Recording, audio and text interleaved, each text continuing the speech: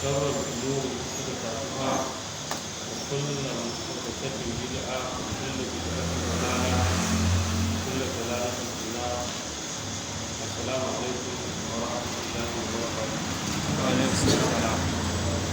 godiya ta tabbata ga Allah subhanahu wa ta'ala mai kowa mai komai wanda da fallasta da kuma ni'imarsa ya ƙara haɗa mana masallaci mai suna masjidu Salman al-Farisi radiyallahu anhu da kenan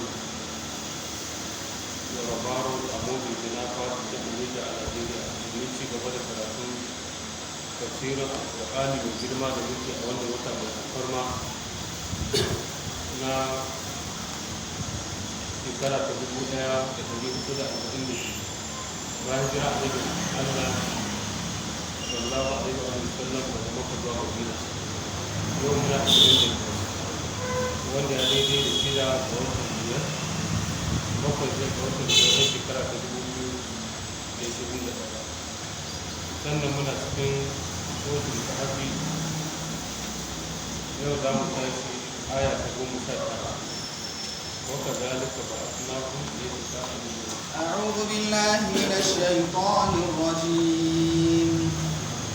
وكذلك بعثناهم ليتساءلوا بينهم قال قائل منهم كم لبثتم قالوا لبثنا يوما أو بعض يوم قالوا ربكم أعلم بما لبثتم فابعثوا أحدكم بورقكم هذه إلى المدينة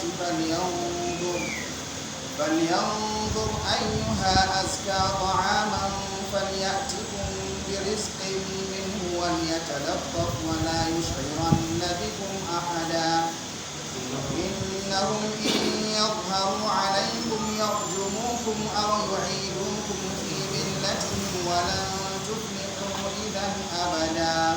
Allah subhanahu wa ta'ala yana ci gaba da bamu labari game da ashabul kahf, mutanen kogo da ke ƙasar Rum, wato Italiya kenan a yanzu. Yake cewa a wannan aya ta 19 wa kadhalika ba'athnahum liyatasaalu bainahum, haka muka tada su daga wannan bacci din don su tambayi juna, su yi tambaya a tsakanin bayan sun share shekara 309 suna bacci, bayan kwana 300 ba awa 300 ba, shekara 309. sai da Allah na juya su dama da hagu don kada ƙasa da ce su. Wani koyin da suka sha a wurin Allah kaɗai ya san iyaka ta yunwa kawai. ƙala ƙa'ilin minhu, mai faɗa sai faɗa daga cikinsu kam labistu, nawa kuka zauna da Allah ta da su daga baccin, sai so ga su ga kawunan su ga su kansu a cikin kogo, kowa kamar ya tashi daga bacci. Sai wani mai tambaya cikin su ya tambaya ya ce shekara nawa kuka ko kuma nawa kuka daɗe ana wuri. Ƙalu suka ce na bisna yawon au ba da yau, mun kwanta mun daɗe nan yini ɗaya ne ko kuma rabi ne. Saboda mi sun kwanta wurin ne da safe da hantsi lokacin da aka fita idi, aka kamo su gaban sarki aka abin da to da suka gudu da hantsi ne suka gudu suka shiga wannan kogon. Lokacin da suka tashi kuma bayan la'asar ne da yamma suka ce yini ɗaya muka yi ko kuma bai kai yini ba, saboda safe an cire wani bangare nan kuma yamma rana ba ta faɗa. Mun kwana ne mun daɗe nan yini ɗaya ko rabi yini, haka sai an je lahira ka ga haka a gane a ce shekara nawa kai duniya ka ce labisna yau ma'abu da fas'alil adina ku tambayi masu kidaya mulaiku da ke kidaya tambaye su yini ɗaya kawai ne a duniya a gane ka yi shekara hudu a kan mulki kuma ka ƙara tazarci sannan ka yi sanatu ka yi duka sai ka ce kai kawai malar da su illa a shi yadda na auku haka sai dai ma kawai hantsin yini yammacin yini kawai daga la'asar zuwa yamma ba kama wuni ba auku haka kuma hantsi daga safe zuwa 12 rana sai kawai daga karfe 9 na safe zuwa 12 rana daɗe da kai ke na a duniya haka da aka faɗa a duniya ka annahu ya rauna a lam yalbasu illa ashiyatan aw duha karshen suratul nazi'at to su ma haka tashin kiyama take shi ma wancan wanda ya shekara 100 fa Allah ya mara alaka da yake wa ila kawatun ala rusha qala anna yuhi hadhihi Allahu fa ma ta Allahu bi ta'ala kuma ba ta shi ma haka yace shi yana ganin yini guda yayi a wuri ko kuma ma rabin yini da ya je cikin gari sai aka kama gudu shi a gane ba a san shi ba shi kuma yana ganin zai zo gidan shi garin da yake ganin an zagargaje shi an tada garin ya tashi ya gyaru komai da kuma ya ci gaba da rayuwa sai da aka gama gyara garin sannan aka Allah ya tada shi garin da yake cewa za a raya shi garin ya rayu ana ta hada-hada ma an manta da wai an taɓa wani yaƙi an ragar da garin garin ya koma ka gane new baitul maqdis ba ma ƙul ba a gane sabon abu new delhi sai suka ce yini ɗaya muka ko kuma rabin yini qalu labisna yawman aw ba'd yawm qalu rabbukum a'lamu bima labistum suka dibi kan suka ce kai ko yanayin wajen nan ma ya canza saboda haka dai ubangijin ku shi ya sani da kuka zauna amma ma Allah al'amari an ja an yi takaddama aka ce dai amma ma Allah zai fito abin da ya wuce yini saboda waida din da yanayin ya canza fa ba su ahadakum bi wariqikum hadi ku aika dan uwanku da wannan dirhamomin naku wanda kuɗi ne ko babba ne ko filalla na azurfa kaga akwai musharaka a ne a abin ga a shari'a ta musulunci ko musharakatul abdan ko musharakatul amwal a gane da sauran suna nan daban-daban nan za su musharaka ne ta amwal a gane fa in kanu a kasara min zalika fa musharaka Muhammadu Amin Shakiti da ya zo nan sai da ya fitar da mai ya ci ga musharaka a Qur'ani. Kawo a so ahadakum bi wariqikum hadi. Kowa ta taro kudin shi aka ce to a ji a so a ci. Saboda an shekara 309 ba ci ba sha.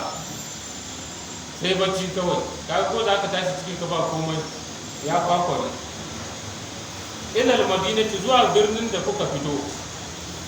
Duk da arnani a gefe kwalli yanzu ayyuha a suka ta'amu sai ya duba cewa cikinsu waye ya fi tsarki ga abinci wato na halas ɗin wasu suna cewa yawa ana cewa zakar zarko da zanama sai ce ai shuka ta yi ta tsarkaka wata yawaita in ta yi tsawo haka da larabci suna cewa wani yake cewa ma wani ka ba irin nasar'un wa antun salatatun wani sabi aska min talatin wa atsayin mu kabilun bakwai ne ko kuma kabilun uku ne ai bakwai sun fi yawa kuma sun fi daɗi amma magana mafi inganci cewa aska ƙarama abinci mafi zama halas saboda su musulmai ne ya je ga inda abinci yake na halas ya sawo wanda ba cuwa-cuwa ko shubuha a ciki kwali ya atukun birizkun minhu da zo muku da arziki da gare su ci wani ya talatta kuma ya koyi kada ya faɗi inda kuke ko kuma ko ku zuwa yi in ba haka ba to za a koma gidan jiya malamai masu kidaya haruffan qur'ani suka ce wani ya ta dinnan ta wannan ta mutum ita ce tsakiyar qur'ani a gane in ka kirga daga ya'un zuwa wajen fatiha daga lamun kuma zuwa nasi za ka samu adadin haruffan da ya biyu. Ina fata an gane wani ya ta wannan ta ɗin ita ce min tsakiyar ƙur'ani daidai wa daida ka san da masu turkafi ita ce tsakiya wannan ta untu ita ce hizo na mi na 30 kenan ko muna cikin hizo na 30 wani ya talaqqaf ya koyi wala yush'iranna bikum hada kada kowa ya san da ku saboda ni innahum in yadharu alaikum lalle su in sun bayyana akan ku suka yi rinjaye akan ku yarjumukum za su jefe ku mutu har abada har lahira saboda ku musulmai ne su kuma arna ne aw yu'idukum fi millatihim ko kuma su mai da ku a cikin addinin su walan tuflihu idan abada ba za ku samu cin nasara ba har abada inda ba koma addinin kafirci ba ruwan Allah da cewa kana tsoron mutane to me yasa baka hijira ba ko kuma kun hijira ya za ku koma abun to kaga cikin sharuɗan hijira an samu guda nawa guda biyu ka sa akwai suka je bokani can makolon gaggawa wasu darul islam ne suke ta ko darul salam ba su cika sharuɗa ba wannan akan kuskure suke da gwamnati ta watsa su ta yi daidai in dai ba wata ce zarafin wani ko abin da ya kamata haka yadda suka yi bai yi ba a shaɗanci a gane akwai jahilci da rashin ganewa a ciki sai wannan ɗaya daga cikin wannan abubuwan biyu zai faru innahum in ya faru alaikum yarjumu so in su yi rinjaye akan ku za su jefe in ya zama kashe ka za a kai kuma ba ka san mutuwa na ɗaya ke na biyu ba ko kuma a mai da kai kafirci da ƙarfi da yaki to yanzu dole ka yi hijira ka gudu na uku shine a hana yin azumi da rana a ce a ramadan da muke azumi din nan ba wanda ya sai azumi cikin garin mai na din nan kuma abin ya yiwu to dole ka gudu ko kuma a ce ba a yi da a yi jam'in sallah ba ko kiran sallah ba wani sha'ira min sha'irin islam to na sai a ce alwala'u wal bara'u ya kun ka samu alwala'u wal bara'u na salihul fawda yana da ƙa'idodi ko kuma fatawar lajina shi yasa suke cewa a Birtaniya zai halatta mutum je karatun boko a Burtaniya suna ce mashi Birtaniya da larabci me yasa saboda su can ba su yadda a kira sallah sun hana sha'ira mai sha'irin islam saboda haka sai ko da ƙasar turai za ka je to ka je wata ƙasa da ba Burtaniya ba saboda su ba su yadda a kira mi ba a kira sallah ba wai ta da hankali ne damun mutane ne ka za ne in za ka je karatun boko sai ka samu wata ƙasa ta turawa wadda su aka yi dami a kira sallah a wani ina fata an gane yawa to da suka tura shi ya je wajen mai abinci sai ba mai abinci ka ba shi abinci sai wanda ya duba ya ga ka wannan kira kudin da zanen da ke jiki shi bai taba ganin ma ido sai tambaye shi kai daga ina kake kuma abin ya ce da safe na bannan wurin na je bakin daji na dawo ka ce mani baka san da wannan kudin ba kada mani izgidi ne sai shi mutum ya ba da kusa da shi ya duba wancan ma ya duba sun cika a zuwa hoton kudin kaga mu wurin kudin da muke amfani cewa ka idan ba gaskiya shi daga ina ake to sai ya gane cewa musulmai ne sai ba su labari sai aka kai shi wajen sarkin shi sarkin na lokacin musulmi ne ana ce mashi afsusi sunan sarkin a wannan lokacin sai aka ya je da shi ya marabu da shi ya rungume shi ya ce ya san labarin wannan mutane sai ya bi shi aka je cikin wurin sarki ya zauna da su aka yi aka yi magana sai suka sallami sarki ya sallame su ana wucewa don sarki ya wuce sai suka koma bacci kuma sai Allah ya samu su daga nan kuma sai ɗauke rin sai wuri ya zama bi ya zama kabarinsu sai suka mutu a wuri nan za a tara su ran tashin kiyama su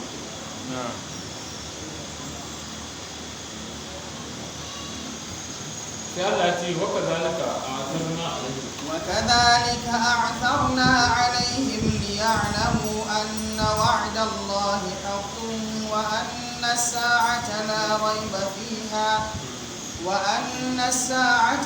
ريب فيها إذ يتنازعون بينهم أمرهم فقالوا ابنوا عليهم بنيانا ربهم أعلم بهم قال الذين غلبوا على أمرهم لنتخذن عليهم مسجدا وكذلك أعثرنا عليهم haka muka tsinkayar da su a kansu aka tsinkayar da mutane na wannan zamanin tunda an yi karni uku an yi canje-canje shekara 309 sai aka mutanen wannan lokacin sarki ya kwashi mi tawagashi aka tafi da jama'a aka ji aka gansu aka zauna da su aka yi magana ce to ai wancan zamanin kafirci ya mutu da wasu kuma ba magana dawa cikin gari ba ne magana su ci gaba da zama na su gaya Allah zai tukuna liya alamu anna wa'adullahi haqqun dan mutane sun alƙawarin Allah gaskiya ne shekarar su 309 amma kuma suka tashi suka abin nan yanzu da ya ce bai zai tashi kiyama ba kaga ba abin da shi za a ce mashi sai dai a ce mashi mai dolan dola wa annan sa'ata la raiba fiha kuma tashin kiyama babu ko karamin kwankwanto a cikinta idh yatanaza'una bainahum amra kawai mutane suna fitowa a yi kalama da su sai suka koma suka fara bacci sai sarki ya zo aka zauna to zai na da mutanen nan za a je a fito da su ne a zo da su cikin gari ko ya za a yi ana ta tunanin bai kamata hakkin ɗan adam a bar su a haka ba ya za a yi me ya kamata a yi a shari'a sai aka yi ta jayi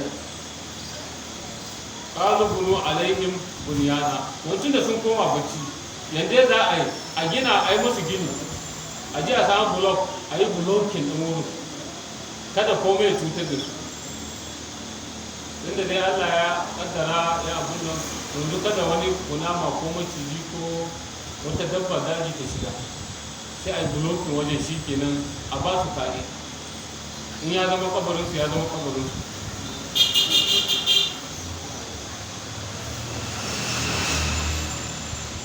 rabbuhum a'lamu bihim ubangijin su shine yafi sani da su shi ya san ya zai kasance in muka ce mu da su cikin gari da karfin tsiya to ba mu san me yasa Allah ke nufi da su ba to yanzu dai kawai dai mu a dai gini a bashi shi Allah shi ya san ya zai yi kawai wani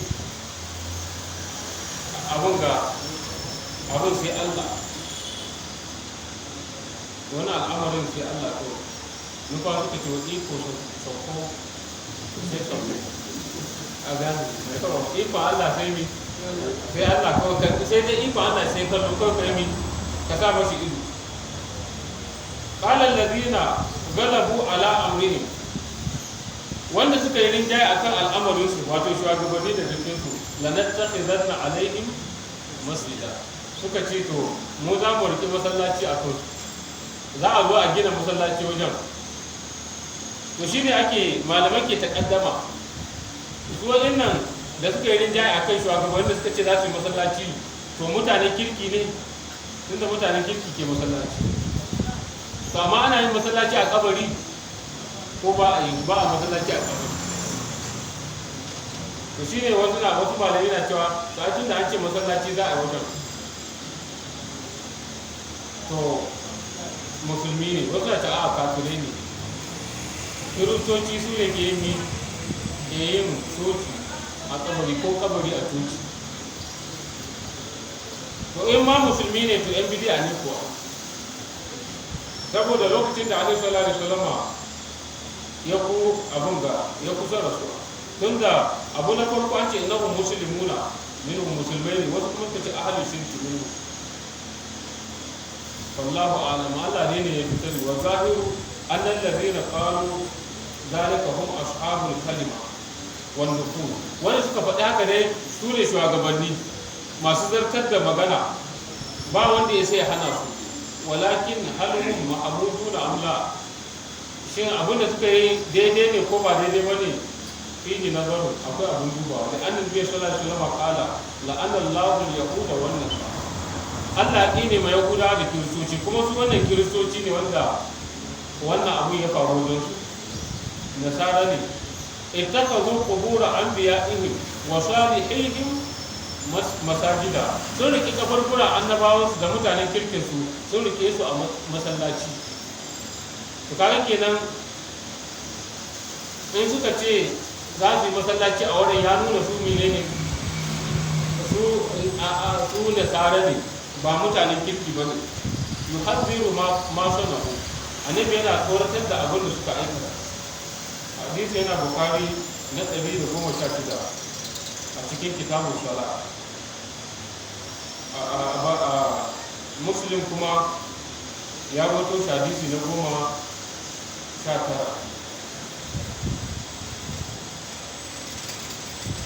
Saboda haka ba daidai ba ne a yi kabari a masallaci, ko a yi masallaci a kabari, ko a yi ɗaki a kabari.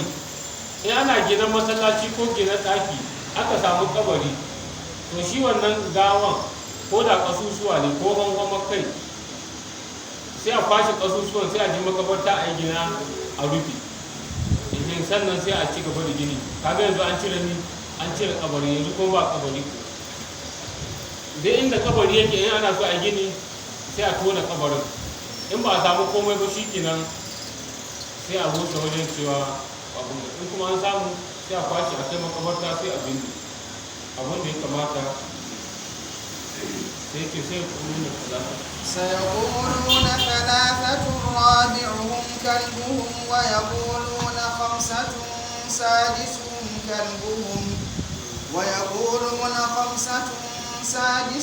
كلبهم رجما بالغيب، ويقولون سبعة وثامنهم كلبهم قل ربي أعلم بعدتهم ما يعلمهم إلا قليل فلا تمار فيهم إلا مراء ظاهرا ولا تستفت فيهم منهم أحدا.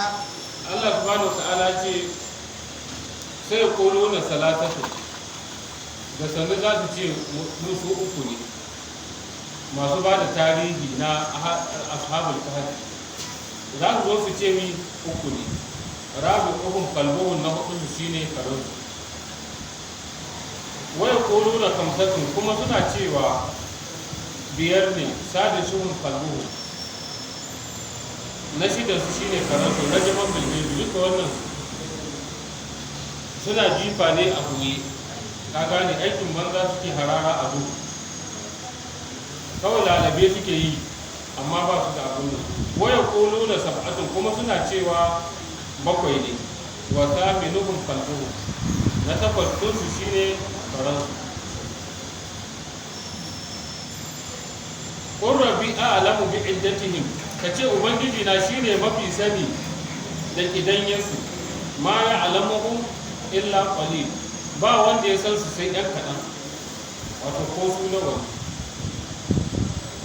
Fala tumari fihi illa mira'an zahir, kada ka yi gardama jayayya a cikinsu sai jayayya wacce ke zahiri, wanda ya zo ana ba da wani labari abun da ya faru, kada ka ce a'a sai in ya saba ma nasi na Qur'ani.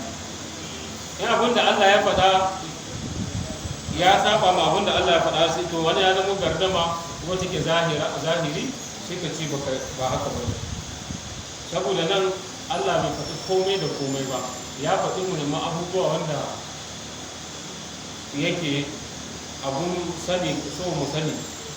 Wala tastafti fihim minhum ahada, kada kai tambaya game da ahlul kitabi, game da su ashabul kafi ahada, kada ka tambayi kowa. A gane saboda su sun caccakuɗa magana ƙarya da gaskiya. Duk wanda zai zo baka labari a cikin su ya faɗi abin da ba haka yake ba, ko shi ya ƙirƙiro ko ba shi ya ƙirƙiro ba, zai faɗi abin da ba haka yake. Wala tastafti, kada ka nemi fatawa fihim game da su minhum daga su ahlul kitabi ahada ko ɗaya, ka tsaya game da abin da Allah ya baka. Abdullahi ɗan Abbas yake cewa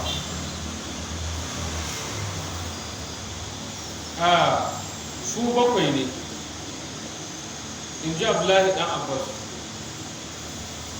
su bakwai ne, annahum kanu sab'atan, sun kasance su bakwai, wa huwa zahirul aya, kuma shine ayan ta nuna. Tunda sauran da aka ce rajaman bilgaibi da talatatun rabi'un kalbuhum da kamsatun sadisun kalbuhum, sai Allah ya ce rajaman bilgaibi. Da ya ce sab'atun saminun kalbuhum sai bai ce rajaman bilgaibi. To ya nuna cewa ne bakwai din ne. Sai Allah ya ce wala ya alamuhum illa qalil, ba wanda ya san su sai yan kaɗan. Sai Allah ɗan ba ya ce ana minal qalil, ni ina cikin yan kaɗan da suka san su, wahum saba'a, su bakwai ne. Wannan ya nuna wato su bakwai ne, su ashabul kahfi. To kaga yadda kissa su ta zo, duk da ba mu gama ba. Ana so mu ce zama mai ilwa akan gaskiya, ka ji tsoron Allah a duk inda kake, sai Allah za maka mafita, ba mai iya cutar da kai. A ƙarshe ma sai a ɗauke ka waliyi, a gane a zo ana taɓa gawanka ana shafa a jiki, bancin da ka ji jiki a hannunsu. Kaga yanzu har masallaci aka yi a wajen kabarinsu inda suke kwanci, saboda an ɗauke su waliyai. Amma da kuma korarsu aka yi, an bi su, an farauce su, cewa duk wanda ya kawo kaza za a bashi kaza, duk wanda ya kawo kansu za a bashi kaza. Amma Allah ya nema musu mafita, kuma a ƙarshe gaskiya ta dawo, kuma aka zo za a gina masallaci a inda. To haka ita gaskiya take, in ka riƙe ta komin nisan jifa, komin daɗewa sai ta bayyana. Amma abin da ake so shi ne ka tsaya kan gaskiya. Kamar yanzu kana nan sai ka faɗi magana, sai mutane suka ce su ba sai da wannan magana ba, sai suka watse. Da suka watse sai suka je suka daki bango, suka ga cewa ba wata mafita sai sun dawo janka. Idan suka dawo janka sai suka same ka a wurin, me za su yi? Za su yadda da kai, za su tsaya tare da kai, kuma za su riƙe gaskiya. Amma in suka dawo suka kai ma baka wurin fa, sai su zama confused, su ce kai ma baka da gaskiya. Me yasa yanzu da suka dawo ba su same ka wurin ba, ka canza ra'ayi, ka canza wuri, ka canza magana, kai ma ka bi su. To yanzu wani za a je su ta kamawa kuma. To ba abin, in ka rike gaskiya ba za ka bi ra'ayin mutane ba za ka bi inda rududu ba, saboda duk wanda ya bi hayaniya to zai bata a ribibi. In ka bi hayaniya duk lokacin da aka fara ribibi, to nan za ka ɓace, a gane za ka ɓace ɓas. Ko bi hayaniya zai bata a ribibi. Saboda haka ka kama dahir, ka tsaya ka rike hujja, kuma ka tsaya kan imani da gaskiya, kuma ka faɗi gaskiyar inda take. Komi ka faɗi gaskiya, komi ka ja maka biya. Allah ce wa rabatana ala qulubihim iz qamu fa qalu rabbuna rabbus samawati wal ardi lan nad'u min dunihi ilaha laqad qulna idhan shatata. Suka ce ba ubangiji mu shine mahaliccin sama da ƙasa, shine abin bautan mu. Saboda haka ba za mu taɓa bauta ma wani kuma bayan shi ba. In mun faɗi haka mun faɗi magana ta ƙetare iyaka. Saboda haka kai sarkin mutane ba komai ba ne, gumaka ma su ma duka karabiti ne. Sai suka riƙe Allah kuma Allah ya nema musu mafita kamar yadda suka yi addu'a. Suna da yaƙini, ko da yaushe ka zama mai yaƙini game da Allah. Allah zai taimake ka in dai kana kan gaske, za ka ci nasara. Kada ka zamo kana shakku, ka zamo namijin tsaye. Kaga akwai wanda ai aka ce shi makaho ciki ta haihu, wannan ɗan shi ne. Yayi alwala ya sallah raka a biyu, ce ma yaron waye ubanka, yaro kuma faɗo ban shi aka wuce uku, saboda yana da tika da abun da game da Allah. Inna Allah la yudhi'u ajral muhsinin. Sai Allah ya ce wala taqulanna li shay'in inni fa'ilun dhalika ghadan illa an yasha Allah واذكر ربك إذا نسيت وقل عسى أن يهديني ربي لأقرب من هذا رشدا. الله سبحانه وتعالى يقول ولا تقولن لشيء إني فاعل ذلك غدا. kada ka gaya ma komai cewa ni zan yi kaza gobe ko menene shi, kada ka ce haka. Ka ce gobe zan yi kaza illa an yasha Allah, sai dai wanda Allah ya so. Wato abinda a sai in Allah ya so, in Allah ya ga dama sannan zai yi. Saboda mun yi a baya cewa wa matar da rai nafsin ma za ta fi bugara, rai ba ta san me za ta yi gobe ba, sai dai kana ganin ta yau, amma abin da aka yi gobe Allah kaɗai ya sani. In tsarin ka ya daidai na Allah shi ke yuridu wa abu yuridu wala ya ma ya kunu illa ma kunu. To ka rika cewa insha Allah. Za mu zo kissar Annabi Musa a gaba da shi da Khidir. Annabi Musa ya ce mini satajiduni insha Allah sabiran wala a'fi laka amra. Kaga sai da ya faɗi ma insha Allah sannan ya ce sabiran. Duk da ba sharadi bane, amma dai ya gabatar da wani. Insha Allah za ka same ni mai haƙuri. A sojin ƙasashe wannan da Annabi Musa ji wani shakku madina din nan, kaga yake cewa satajiduni insha Allah min as-salihin, za ka same ni insha Allah daga cikin mutanen kirki ko min as-salihin, cikin masu haƙuri. To ka fara yawa to kaga duk da haka kuma sai da ya tambaya ya kasa hakuri, shi Annabi Musa kenan. Yawa na suratul kafir da zamu zo mu samu. To komai za ka yi ka ce insha Allah. In ka ce insha Allah kaga an gama wurin, an wuce wurin ba kai ƙarya ba. Ko rantsuwa ce ka ce insha Allah to an gama. Kun tuno da ba ma kujen na mai jaki ko ya samu kuɗin shi zai je kasuwa ya sawo jaki, sai bi kan hanya sai ga wani musulmi na noma, sai mai musulmi ya ce mashi a wani ina da ya ce zai je kasuwa ya sawo jaki. Ya ce mashi ka ce insha Allah mana, ya ce ga kudi a ce insha Allah.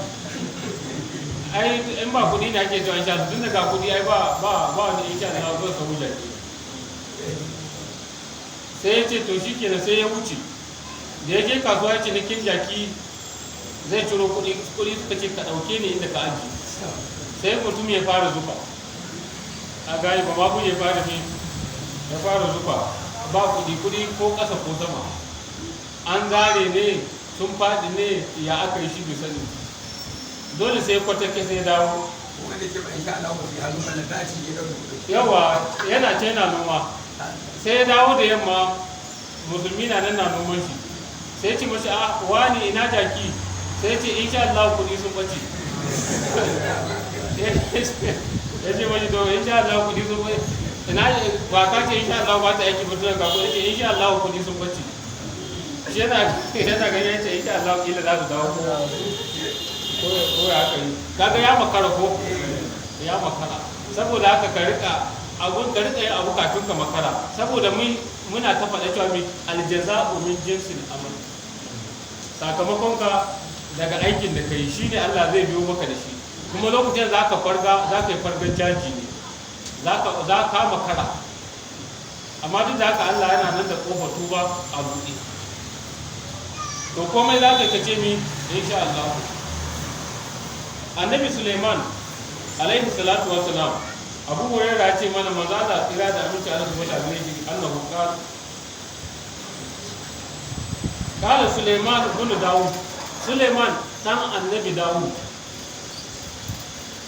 la aqufanna laylata ala 70 imra'a, yace a yau sai nayi jima'i da mata 70 cikin mata na.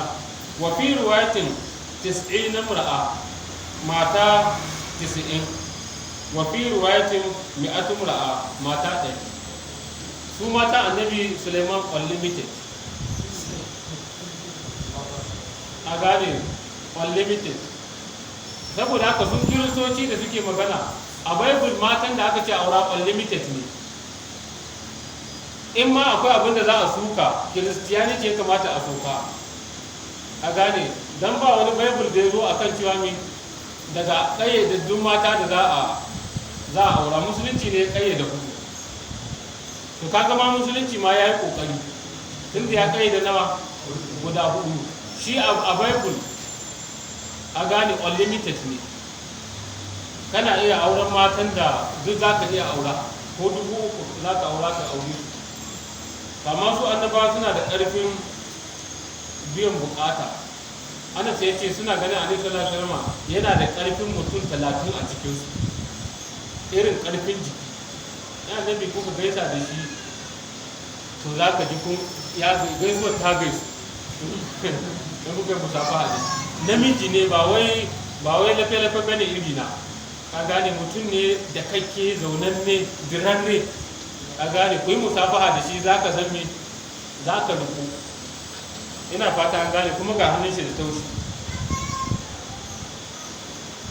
To annabi ya wuce reni a cikin gida ko amin ko a waje, shi yasa matan shi 9, kuma yana iya gamsar da su, kuma har ya mutu ya wasu. Talidu, annabi Sulaiman ce wannan matan 100, talidu kullum ra'atin min kunna gulaman yuqatilu fi sabilillah. Wannan matan za ta haifi ɗa, kuma ɗan namiji da zai je ya yi yaƙi. Kaga yanzu cikin wata 9 za a ba mashi 'ya'ya 100. Ya yi wa'azi, mutane su fito jihadi sun ce ka mu ba yadda ka gan mu nan, ka ban mu anan, muna nan anan. A gane jihadi a wannan zamanin suke dama annabi Suleiman da ya yi sai ma ce to sai bushe iska, ya ce to yau da ranar sai na jima'i da mata 100 cikin mata na, dukkan za ta haifi ɗa namiji wanda kuma zai yi yaƙi fi sabilillah. Fa qila lahu, aka ce mashi, wa fi riwayatin qala lahu malaku, malaika ya ce mashi qul insha Allah, ka ce insha Allah, mana an tunatar da shi. Falam yaqul, sai bai ce ba, sai wa an wuce wurin. Fatsafa min hunna, kawai zagaya ga mata min 100 din. Kasan su annaba an ba su daman ba sai sun yi rabon kwana ba, suna iya su zagaya. Annabi sotul ahzab ta faɗa mana haka, amma duk da haka rabo yake yi. Falam talid min hunna, ba wadda ta haihu illa mar'atun wahida, sai mata 1 cikin 100. Nisfu insani, ita ma rabin mutum, komai nashi ma bari. Haka aka raba mutum, ta haihu ga rabin mutum, hannun guda, kafa guda, ɓarin mutum. Wa ƙala nabi sallallahu alaihi wasallam, sai annabi sallallahu alaihi wasallam ce ya ƙarin bani ce, wallazi nafsi biyadi, na rantse da wanda rai na yake a hannunsa, lau ƙala insha Allah, da ya ce insha Allah lam yahlu, to da bai kafara. Wa kana darkan li hajati, da ya biya bukatar sako. Wa fi riwayatin wala qatalu fi sabilillah fursanan ajma'in, da sun je sun yaki kau fi sabilillah mahaya doki dukkan su kuwa, amma saboda rashin insha Allah dukkan abubuwan suka dago, suka yamu hadisi yana cikin sahih bukhari na 3424, a cikin sahih muslim na 1654. saboda haka duk abin da zaka kace insha Allah za ta sanya abubuwan ka su zo da sauki, ka jimma buƙatar ka wannan insha Allah din, kuma ta zama kariya daga ƙarya, kuma ka zama mai niyya mai kyau. kada ka yi insha Allah ka yaudari mutane, a'a ka faɗa da gaskiya kuma ka tsaya a kan haka, saboda ita insha Allah din nan za ta taimaka maka wajen biyan buƙatar.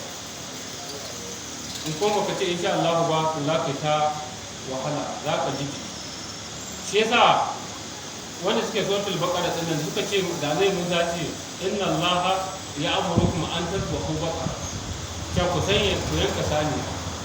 kaga da suka ce innal baqara tashaba alaina wa inna insha Allah la muhtadun, to suna faɗa haka sai matsalar ta ƙare, sai suka cimma buƙatar su, saboda sun ce wa inna insha Allah la muhtadun. saboda kada kai wasa da insha Allah a rayuwarka, ba abun wasa bace. sai Allah ya ce wa zkur rabbaka idza nasita, in ka manta sai ka ce insha Allah fa, yau in ka tuna da mi sai ka ce insha Allah. wa qul asa an yahdiyani rabbi li aqrab min hadha rashada, ka ce ma ina fatan ubangiji na ya shiryar da ni ga wanda yafi wannan kusa. sun tambaye shi game da ashabul kafi da zulqarnaini da kuma arai, to sai ce gobe zai ba da ansa har kwana 15 sannan an so shi suka zo. shi Allah ce to kama yi addu'a, wannan abin da kuke tambaya ta ba dole ya zama shi ne ƙarshen shirya ba. su suna ganin yanzu sun kai ƙarshe kankar za su gama da Muhammadu, to ka ce ina fatan ubangiji ma ya shiryar da ni ga abin da ya fi wannan kusa ga zama shirya. a gane wannan abun mamaki ne, amma ba shi ne ƙarshe ba. an hasibta anna ashabar kafi wa raqimi kanu min ayatina ba, ba shi ne ƙarshe ba. to ka rika addu'a ma cewa abun da yafi wannan Allah subhanahu wataala ya shiryar da kai ga wanda ya fi shi kusa ma ga shiriya. wannan ya kamata ya zama aya gare mu mutum ya shirya. wannan ashabul kafi kai ta cewa tashin kiyama gaskiya ce, babu kwankwanto a cikin ta, kuma alƙawarin Allah gaskiya ne, kuma Allah na da iko a kusa dukan ku.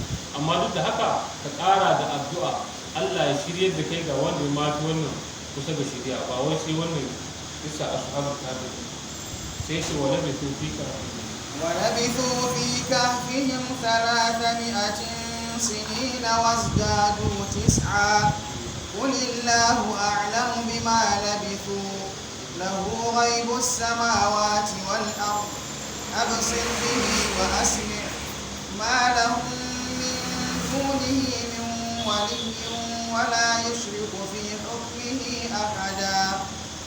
Allah subhanahu wataala yake cewa wala bi fi kahfihim 300 sinina, sun zauna a cikin kogonsu na dutse shekara 300, wato shekara ta rana kenan, wanda su a kidayan ahalin kitabi, wannan kalanda ta Gregory wanda ake cewa January, February a zuwa shekara 300. sai ce wazdadu 9, ko musulmi da ke amfani da shekara ta wata, watanni 12 na sama, wata na sama, ku ƙara shekara 9. kenan duk lokacin da su turawa ko masu an sa albashi a kalan da su suka lissafa shekara 300, mu kuma a namu lissafin zai zama shekara 309, saboda su akwai wata mai shekara a mai kwana 31, mu kuma ba mai kwana 31, daga 29 sai 30, ko masu 29 sun fi yawa. a gane masu 29 masu fi yawa, to sai mu ƙara kwana, sai mu ƙara shekara 9. su a shekara ta 'yan kalanda na Grigori shekara 300, mu kuma 309. haka yi zai kama. Qulillahu a'lamu bima labithu, kace Allah shine mafi sani ga abin da suka zauna. Shi Allah ko da yaushe yana so ko ka san abu ka ce wallahu ta'ala a'lam. Allah yana jin daɗi. Kaga Allah ya gaya mana wala bisu fi kahfin 300 sinina a lissafin nasara, sai yake mu kuma mi wazdadu tis'a. Amma duk da haka sai Allah ya ce mi qulillahu a'lamu bima labithu. Allah bai san mi ai kai alfahari, kai tinqahu, kai wato jiji da kai. Qulillahu a'lamu bima labithu, kace Allah shine mafi sani ga abin da suka zauna da zaman da suka yi a wurin. Kenan ko ka kawo aya ko ka kawo hadisi a ƙarshe sai ka ce mi wallahu ta'ala a'lam. Shikenan, saboda wa fawqa kulli dhi ilmi alim, lahu ghaibu samawati wal ard. Abin da ke koyi cikin sammai da ƙasa nashi, sai an ji lahira dole na abubuwan su bayyana gare ka tangaram. Faka shabna an ka liqa aka fa basara kal yawma hadid. Komai zai abun nan za ka bai shi sai kawai.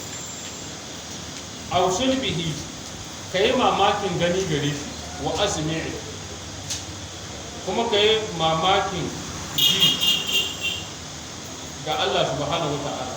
Allah yana gani kuma yana ji. Ma lahum min dunihi min waliyyin, kuma ba su da wani majibinci koma bayan Allah wanda ke kula da al'amuransu, mai ba su ci da sha da tufafi da sauransu, ba su da shi sai Allah. Wala yushrik fi hukmihi ahada, shi kuma Allah bai yin hukunci, bai tarayya da kowa a hukuncin. Cewa za a yi council meeting, za a yi security meeting, za a ba wasu profesoshi su je su yi research a kan kaza, su yi wahayi, su zo da sakamako ga yadda za a yi, yadda za a tattalin arziki, yadda za a yi kaza. Shi Allah bai tare da su. Amma shi shugaba na duniya ko da shi a cikin mi settling din committee, a gane a settling din kwamitin kaza da a gane ministan kaza, kwamishinan kaza, famsek din kaza, daraktan kaza, haka za ka yi ta gani a gane a ƙarƙashin famsek din guda daraktoci daban-daban. To idan shi Allah bai tarayya da kowa a hukunci, yadda ya ga dama yake abin da shi yasa ce wata luma ukai ilaika. واتل ما أوحي إليك من كتاب ربك لا مبدل لكلماته ولن تجد من دونه ملتحدا واصبر نفسك مع الذين يدعون ربهم بالغداة والعشي يريدون وجهه ولا تعد عيناك عنهم تريد زينة الحياة الدنيا ولا تطع من أغفلنا قلبه عن ذكرنا واتبع هواه وكان أمره فرطا. Allah subhanahu wa ta'ala ce wata luma uke ilaika min kitabi rabbi, ka karanta kuma ka bi abinda aka yi maka wahayi na littafin ubangiji. Duk wasu hayaniya da wasu tsare-tsare da wasu menene ka musu, ka riƙi littafin Allah kawai. Nan itulu da aka ce yana iya ɗauka attilawa bi ma'anar qira'a, yana iya kuma ɗauka attilu bi ma'anar ittiba. Kuma kowane an samu ayoyi a cikin alkur'ani da suka goyi bayansa. Kamar misali tilawa, Allah subhanahu wa ta'ala yake ce mana kamar suratul naml, qul inni umirtu an a'budu rabb hadhihi albaldati allati harramaha wa lahu kullu shay wa umirtu an akuna min almuslimin. Sai ce mi wa an atlu alquran a ayat 91 yace kuma an umurce ni in karanta alqur'ani. Sannan kuma a wani wuri kamar aya ta 54 a suratul ankabut, Allah subhanahu wa ta'ala ke cewa min wata ma uhi ilayka min alkitabi wa aqimi salat inna salata tanha anil fahsha'i wal munkari har zuwa karshe. kaga wala zikir la kabar ba, kaga Allah subhanahu wataala ce wata luma uhi ilayka min alkitabi, ka karanta abinda aka maka wahayi daga littafi din, wa qimu salat kuma ka tsaye da sallah. in ka je suratul baqara kuma wajen aya ta 121 Allah subhanahu wataala yake cewa alladhina atainahumul kitaba yatlunahu haqqa tilawatihi ulaika yu'minuna bihi wa man yakfur bihi fa ulaika humul kafirun. wanda muka ba su littafi suna karanta shi matukar karanta shi yadda ya kamata da tajawidi, wannan suna imani da Qur'ani da littafi. kuma duk wanda ya kafirce da shi wa'annan sune yan hasara. sannan wasu kamar Allah a cikin suratul muzammil ya ce warattilil qur'ana tartila, ka karanta alqur'ani daki daki. sannan wasu ayoyi kuma da dama a cikin alqur'ani su yi magana cewa mai abi alqur'ani din ba wai karatu kawai ba wai ba karatu ba. Allah subhanahu wataala ce kamar a suratul ahqaf Allah subhanahu wataala ce in attabi'u illa ma yuha ilayya, ba abun da nake bi face sai abun da aka yi mana wahayi. to kaga na an umurce shi da mi da bi. Allah ya ce ittabi'u ma unzila ilaykum min rabbikum, ku bi abun da aka saukar muku daga ubangijinku. da dai sauran ayoyi da suke magana da cewa a yi biyayya ga Qur'ani. ita wannan ayan tana ɗaukar itilu ɗin nan attilawa bi ma'anar qira'a, kuma tana daukar attilu bi ma'ana al-ittiba.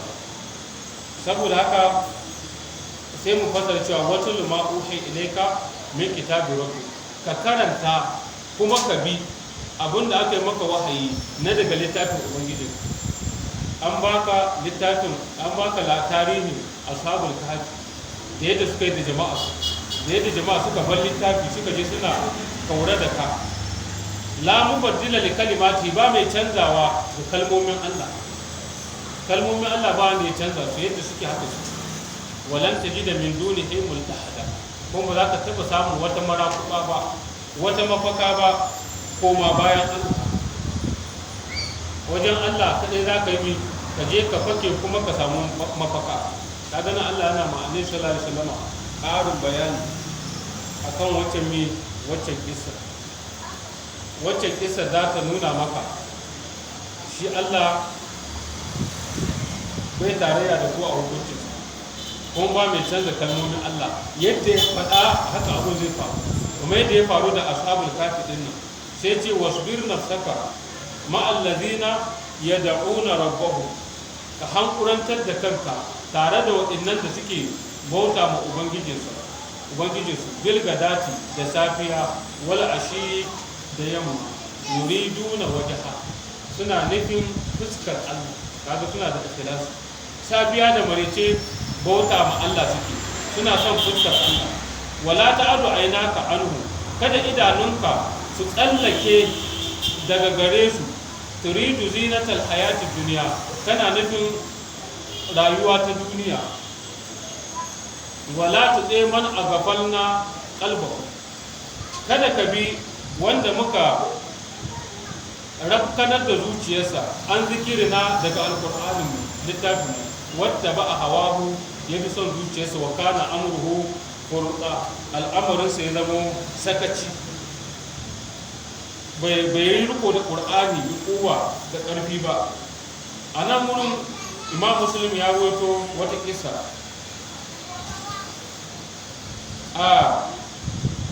daga sa'ad ibn abi waqqas. sa'ad ibn abi waqqas yace kunna ma annabi sallallahu alaihi wasallama sittatu nafar, mun kasance tare da annabi sallallahu alaihi wasallama mu shida ne tare da shi. fa qala al mushrikuna lin nabi sallallahu alaihi wasallama, sai mushrikai jigajigan makka suka ce ma annabi tsira da aminci Allah su fita a gare shi, turut haula'i la yatari'una alaina, ka kora wa'annan yan talakawan tare da kai, mu zo mu zauna da kai dan kada su yi mana karfin hali. muna magana suna magana. ka kore su ya zama mu mazaunin mu majalisar mu ta jigajigai ce, amma inda yan talakawan daga mai jiba sai mai faskare sai mai tukunya a gane sai mai gina rijiya haka suke su ne za su zauna tare da mu, ka kore su kada su yi karfin hali a zo mitin ana shawara mu faɗa wani ya ce a ba haka za a yi ba kaza za a yi, mu ba za mu ɗauki wannan ba a matsayin mu na manya jigajigai. kada ya ce wa kuntu ana sai na kasance ni wa ibn mas'udin ni sa'ad ibn abi waqqas da kuma abdullahi ibn mas'ud wa rajulun min hudayl da kuma wani mutum daga kabila hudayl kaji uku wa bilal da kuma bilal ibn rabah ladanin manzon Allah ira da amsa su bata wa rajulani da kuma mutane biyu. kaji an samu nawa guda biyar. nasitu ismahuma na guda shida na manta sunansu. ko a fi nafsi rasulullah sallallahu alaihi wasallam ma sha Allahu an yaqa sai sallallahu alaihi ta tunani abinda Allah ya kaddara ya ga dama ya fada a ran manzon Allah sai fada a ran manzon Allah yana ta tunani ko ya kore su ko ya basu. fa haddasa nafsahu ya ba kan shi labari ashe sun so su yi mashi yankan baya ne. fa anzalallahu azza wa jalla sai Allah mai girma da buwa ya saukar da wannan aya yace wala taqrudul ladina yaquna rabbukum kada ka kori waɗannan da suke bauta mai ubangiji bil gadati da safi wal ashi har yamma yuridu na wajha suna neman fuskar Allah. hadisi 2413 a cikin sahih muslim. saboda haka Allah ya gaya ma Annabi sallallahu alaihi wasallam ya faɗakar da shi cewa kada ya haka. sun so ne ya kore talakawan su kuma su yi su je suna kamfen su waske su ce ai gashi nan ma kore jama'a shi yake ba mu ga muku ba duniya ke so ba da muka zo ai ya kore su a gurin to in ya iya tudu ai bai iya ruwa ba sai Allah ya ma Annabi sallallahu alaihi wasallam wahayi sai bai kore su ba su kuma suka ki zuwa to kaga a tafi haka in dai zaka zauna tare da talakawa ka zauna da su a tafi idan kuma ba za ka zauna ba to sai dai ka hakura. sai Allah ya ce qulil haqqu min rabbikum wa qulil haqqu min rabbikum faman sha'a falyu'min wa man sha'a falyakfur inna a'tadna lidh-dhalimina naran ahata bihim suradiquha wa in yastaghithu yughathu bima'in kalmuhli yashwi al-wujuh bi'sa ash-sharabu wa sa'at murtafaqa. Allah subhanahu wa ta'ala ce wa qulil haqqu min rabbikum ku faɗi gaskiya daga ubangijinku. wannan shine kawai magana ta ƙarshe kankan ka faɗi gaskiya kawai daga ubangiji komai ta ka jama ka biya faman sha a faliyu wanda ya ga dama ya imani duk hikima ka duk dubara ka duk iya nasihar ka to wani kuma zai imani saboda ka faɗi dai gaskiya yadda take sai ka bama Allah sauran. wa man sha a faliyu kafir wanda ya ga dama kuma ya kafirci wannan kuma ruwanka. inna a'tadna lil-zalimin nara mu mutane da wuta ga azzalimi wato kafirai haqa bihim suraduqu wanda rufin wutan ya kewaye su kenan wutar tana da rufi a gane innaha alaihim mu'sada ita akan su akwai kullewa ce fi amadin mumaddada a cikin wasu ginshiƙai mai kakku. wa in yastaghithu in sun nemi gudunmawa a kawo ruwa saboda zafin wuta yuga su bi ma'i sai a agaje su da wani ruwa kalmuhuli yadda ka san narkakkiyar dalma ko jambu tsara wato kamar an toya kosai an gama tuyan idan aka zuba ruwan aka zuba man a gora ko a kwano, to wanda ya rage wannan dallakin shine ake ce muhuli. haka yake ko ka ce narkakkiyar dalma ya shuli wujuha, yana narka fuska. in ya ɗauko ruwan zai sha, tururin wannan ruwan sai gaba ɗaya ya narke fuskar ta zagonye ta zuba cikin ruwan. bi isa sharabu tir da wannan abun sha. wasa'at murtafaqa, kuma ita wutar ta munana ta zama wurin hutu. a ce mi nan ne za ka huta tir da wannan wurin hutu. sai ce إن الذين آمنوا وعملوا الصالحات إنا لا نضيع أجر من أحسن عملا أولئك لهم جنات عدن تجري من تحتهم الأنهار يحلون فيها من أساور من ذهب ويلبسون ثيابا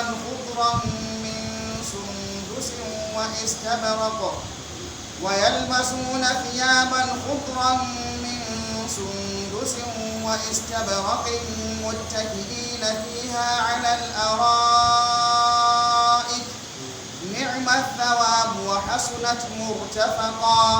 الله سبحانه وتعالى كتوى إن الذين آمنوا lalle waɗanda suka ba da gaskiya wa amilu salihati kuma suka yi aiki na kwarai, inna la nudhi'u ajra man ahsana amala, to mu ba ma lalata ladar wanda ya kyautata aiki, zai ci riba sa a nan duniya. ulaika lahum jannatu adn, wannan suna da aljanna ta zama ta jarimin tahtihim al-anharu, ƙoramuna gudana a ƙarƙashin ta. yuhallawna fiha min asawira, za a yi musu kwalliya a cikinta da abin kwalliya na munduwa min zahabin na zinari. wa yalbasuna thiyaban khudra, suna sanya tufafi wanda yake kore. kamar da muka faɗa cewa tufafi wanda yake green, ya kala da take green ta fi kyau a gane, sai dai in ba green din bai girantu ba. in kore ya korantu to ya fi komai kyau. irin tufafi a aljanna kore za sa shar kamar ciyawa.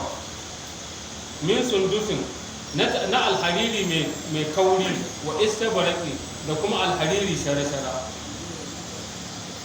muttaki'ina fiha, suna kishingide a cikinta, kishingida ta mulki da gurin ƙasa. alal ara'iki, akan karabu wato gadaje. ni'imar sawabu, ka madalla da wannan sakamakon. wa hasunatu murtafaqa, ta kyautata ta yi ta zama wurin hutu. kaga an yi balansu, to an ce musu wasa'at murtafaqa, nan kuma an ce musu ne wa hasunat murtafaqa. can ta mu ta zama wurin hutu, nan kuma aka ce ta kyautatu da ta zama wurin hutu. to insha Allah nan za mu tsaya, sai kuma gobe mu ci daga inda muka tsaya insha Allah. mun ce jibi ne za mu rufe karatun mu insha Allah. wallahi akwai mai tambaya don na ga mai karanta gobe.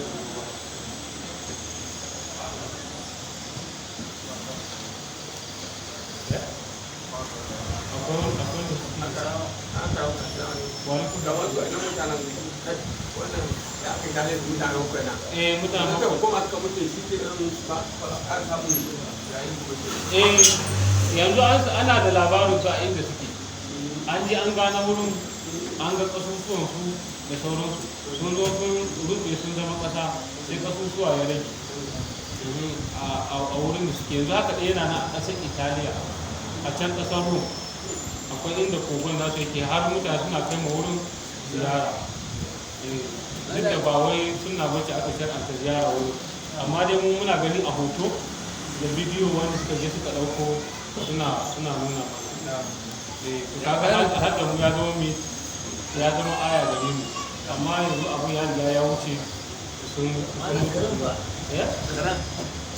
kare duka shi ma ya mutu ya zama kasa. yawa ya abu ne, to yadda ya zama kasa a duniya haka zai zama kasa a lahira. kada ka ce wai yana ci wanda za a ta aljanna. babu kare a aljanna. wa alaikum salam. a'a ba zakatul fitr da kuɗi sai inda lalura.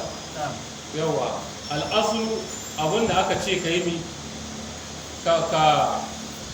ka bada shi ne za ka bada.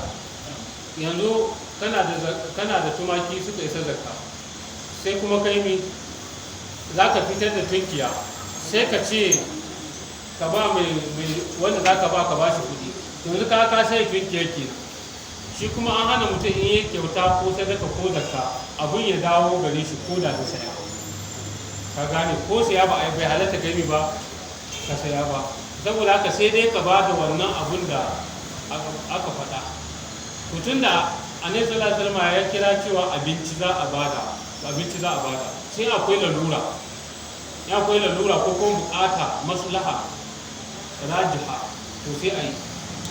kawai misalin ba wanda za ka ba abincin a gane, amma akwai wanda za su anci kuɗi sun an sa abincin sai kuɗi a yanayin ƙasar da kake ko wurin da kake, ko kuma shi wanda za ka ba abincin in ka ba sai ya je kasuwa ya saida sai ya sauko kayan cefane, tun da yanzu shi kayan cefane yake bukata da ka zo yanzu sai mi sha ba shi kuɗin shi sai ya je ya cefane ba sai ya yi wahalar saidawa ba ya abu ne. Kamar Albani ya faɗi wannan a cikin al'awun fitar shi da Albani to saboda haka sai dai akwai lalura sannan mi a ba da kuɗi, ba za a yi shi a buɗe ba.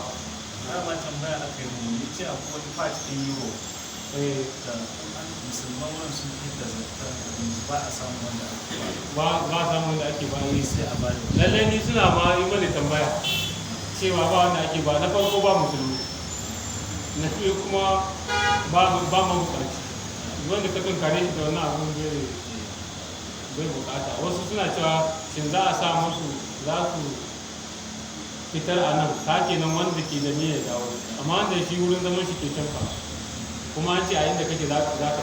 To kaga akwai haka sai a ce to su ba da kudin ta nan wannan account ne na organization za su ba da account na association haka sai kowa ya ta turawa a ciki, a ƙarshe sai a je a aikin addini da kuɗi. Matsala da a wurin su za su kimanta kuɗin. Yawa sai a ga cewa ai kotu galibi kotu a halin bale da aka ce sai a ga mutanen garin wani abinci suke ci. Yawa sai a ce to wannan abincin sai masara ne a ce masara ne kuma wani duk daya 120 a'a misali yawa misali in suka sawo masaran sai su auna haka tafin hannu guda uku sai su je su dora a sikeli, saboda suna amfani da mi sikeli ne, sai su dora a sikeli nawa ya yi inda ya kai wa abubuwa guda hudu an san cewa ga kudin shi a sikel. Wannan kudin nashi na sikel sai ka je ka sa a account a ga an wuce wurin. Yawwa an wuce wurin yawa na jama'an ka duka sai ka je ka sa account na wannan abun. Yawa tax number of the family sai ka je ka sa account kaga shi kenan. Sai dai a malikiya kuma ita ta yaro shekwa da sami taimiyya cewa talakawa kawai za a ba za a ba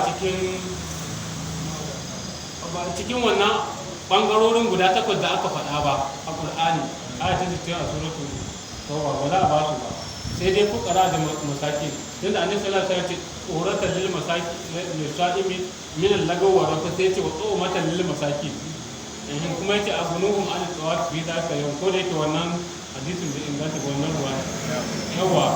To kaga da sai a ba shawara cewa in sun gama tattarawa din kudin sai su aika da shi ko Rohingya ko Somalia ko dai wasu ƙasa da suke abun na ayyuma, tun da su ƙasa su babu bukata zai fi da a ce su yi wani aikin addini da shi fi sabilillah wallahu ta'ala a'lam. Amma in ma sun yi aikin addini yayi yau ma sun yi aikin addinin yayi insha Allah. To dai su matsalolin na suna da yawa. Wa alaikum salam.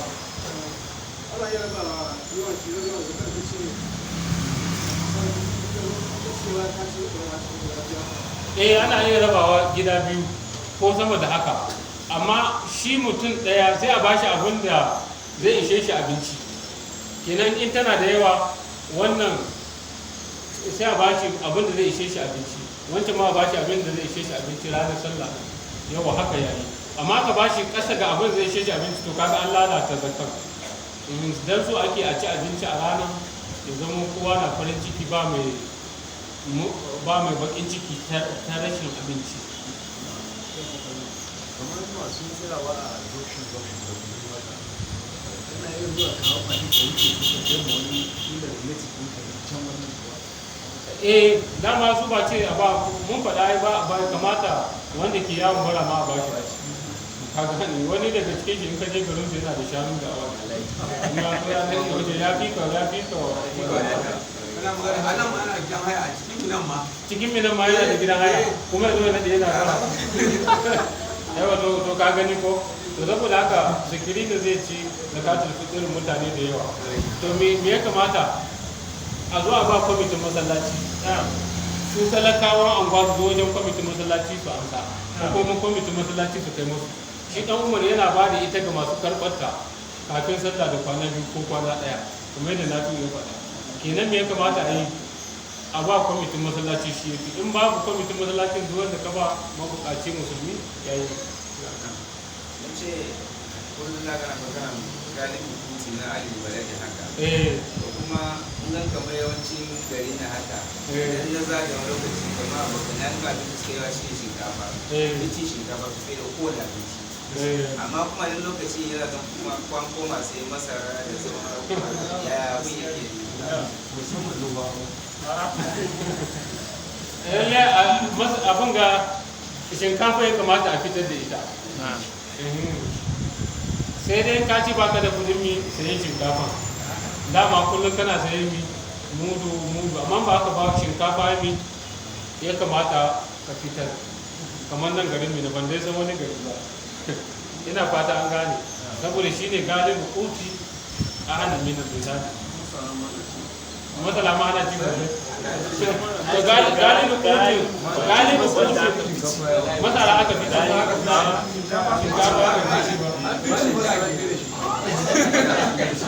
Masara aka fi tsari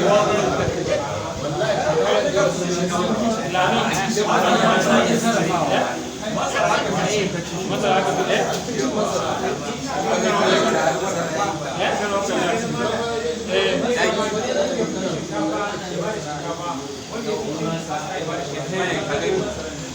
dama ne abin son ce yanzu ba sai mu hana da kanmu ba, kowa ya je bincika yi research, abin da research ɗin ke ba shi